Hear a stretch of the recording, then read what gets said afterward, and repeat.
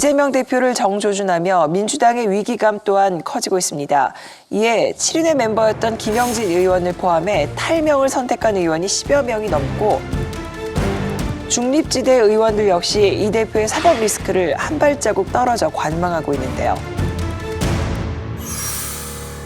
자타공인 측근들이 어쨌든 지금 기소가 된 상태이거나 구속이 되어 있는 상태라고 하는 건 무언가 본인의 입장이 무엇인지를 밝힐 필요는 있죠. 정치적 책임에 대한 언급은 필요하지 않을까 싶습니다. 전부 다 검찰이 만들어낸 거다라고 주장하면서 이재명 대표뿐만 아니고 민주당에 대한 탄압이다라고 해서 단일 대우로 이건 버티자, 하자 이렇게 좀 주류들은 얘기를 하는데 거기에 대해서 당 공식 라인이 전면에 나서가지고 그 반박 대응을 하고 논평을 내고 하는 거는 사실 좀 굉장히 불편하다. 이재명 대표가 출마하면 분당 가능성도 있다 이렇게 경고하셨어요. 그렇습니다. 네. 네. 지금도 그렇게 생각합니까? 지금 그때 제가 했던 이야기가 이제 예를 들면 고양이의 탈을 쓴 호랑이와 같은 그런 모습을 보여서는 안 된다라는 이제 그런 요지의 이야기를 페북에 쓴 적이 있는데요. 네. 그거와 유사하게 돼 가는 것 같아서 지금 굉장히 가슴이 아픕니다. 이 대표의 당내 입지, 향후 사법 리스크 전국에서 어떤 영향을 미치게 될까요? 지금 이재명 대표가 대표기는 하지만 그 민주당 의원들이 어떤 오랜 세월 동지적인 관계는 아닌 것 같거든요. 그러니까 이제 민주연구원 압수수색 당할 때나 정진상 실장 때문에 국회 압수수색 당하거나 할 때 기자들한테 들은 얘기인데 민주당 의원들이 기자들한테 전화해서 나 어떻게 해야 돼? 거기 가서 사진 찍혀야 돼? 말아야 돼? 이랬다는 겁니다. 그러니까 이게 지금 어떻게 보면은 상당히 이해관계로 구성되어 있는 거고 지금 민주당의 자정 기능을 못하는 분위기로 봤을 때는 의원들이 들고 일어나서 이재명 대표 물러나시오 할 것 같진 않아요. 다만 새 불리해지고 이건 틀림없이 무너진다고 생각하면 또 이재명 그 대표 옆에서 나도 같이 운명을 같이 하겠다 이럴 것 같지도 않습니다. 이럴 것 같지도 않습니다. 그러니까 지금 정청래 의원이 정치 공동체 하고 있는데 과연 언제까지 갈지. 사실 뭐 서른 의원의 얘기가 저는 정답이 아니냐 이렇게 생각합니다. 적어도 나 이재명은 나 이 상황에서 결백하다라고 선언을 하고 네. 그래 보여주겠다. 때문에 나는 당에 더 이상 누를 끼치지 않겠다. 나는 떳떳하기 때문에 내가 혼자 싸워 돌아오겠다. 이렇게 선언하고 당대표를 내놓는 것도 한 방법일 수 있어요. 저라면 그렇게 했을 겁니다. 저는 그 말이 사실이 아닐까 싶습니다. 이런 의혹들을 받는다라고 하면 본인과 정당을 묶어서 같이 대중의 질타를 받고 정당 정치를 위험에 빠뜨리고 이렇게 할 것이 아니라 본인이 당당하게 수사받고 무죄이면 돌아오면 되는 것이 아니냐 이런 생각을 하게 되고요.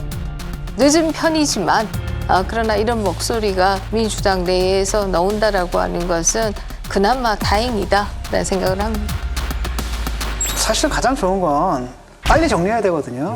포스트 이재명이고 지금 플랜 B라고 하는 빨리 판단을 내려야 되고 지금 굉장히 좋은 야당을 만난 거죠. 윤석열 대통령이 지금 비호감도가 60%를 넘는데도 불구하고 버티는 거는 야 여기 그래서 딱 보면 누가 2번 찍었어 라고 하다가 딱 보니까 그렇다고 1번 이건 아니지 이거거든요 지금 심리가. 그래서 민주당이 집권 여당의 실정에 반사 이익도 못 보는 게 이제 이분 때문에 못 보거든요. 빨리 정리가 돼야 되는데 이분이 뭐냐면은 사실은 자기 방탈하려고 대표가 되신 분이에요. 상식적으로.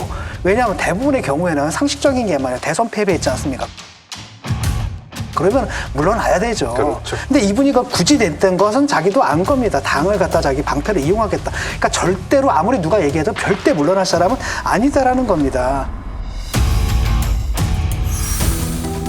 소환 요구가 오면 그럼 거기도 좀 당당하게 임해야 된다고 보세요. 당연히 응하지 말아야죠. 그런데 응하지 않으면 바로 국회로 체포동의안 던질 수 있거든요. 당연히 부결시켜야죠. 어떻게 제1여당의 대표를 체포합니까? 그럼 방탄국회 얘기 또 나올 수 있고. 당연히 방탄을 해야지. 그러려고 있는 거죠 이게.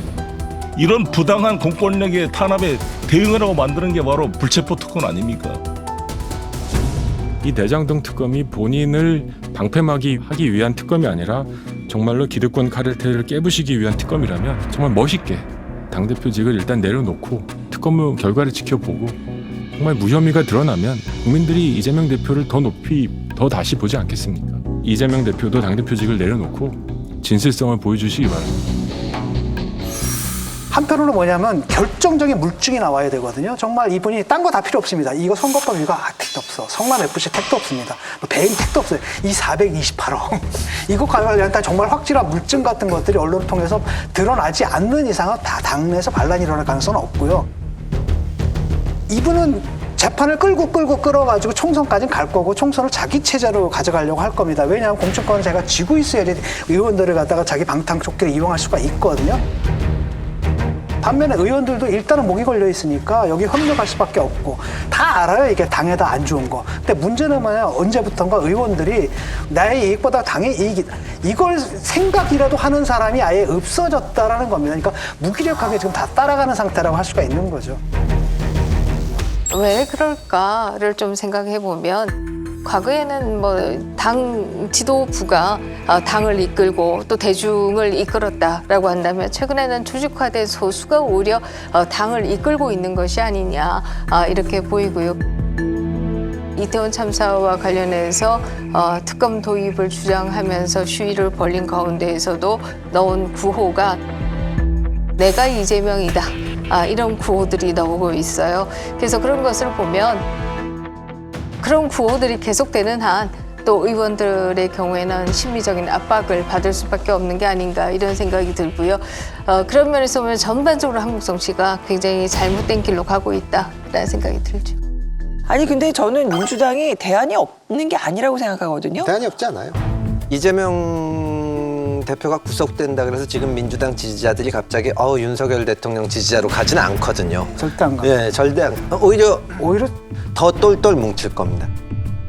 네, 저는 사실 김부겸 의원 같은 경우가 만약에 당대표가 된다면 상당히 저는 가장 두려워할 중도층도 흡수를 할 수 있을 것 같거든요. 여러 가지 옵션이 있어요. 여러 가지 옵션이 있고. 그러니까 김부겸 의원 입장에서도 전 의원 입장에서도 지금 나서지 않는 겁니다. 네, 그냥 기다리는데 사실은 저는 그게 정치인으로서 참 잘못된 태도라고 생각을 해요. 김부겸 의원 정도 되면 그런 정치적 이해관계 따지지 말고 나서서 얘기를 해야죠. 이러면 안 된다.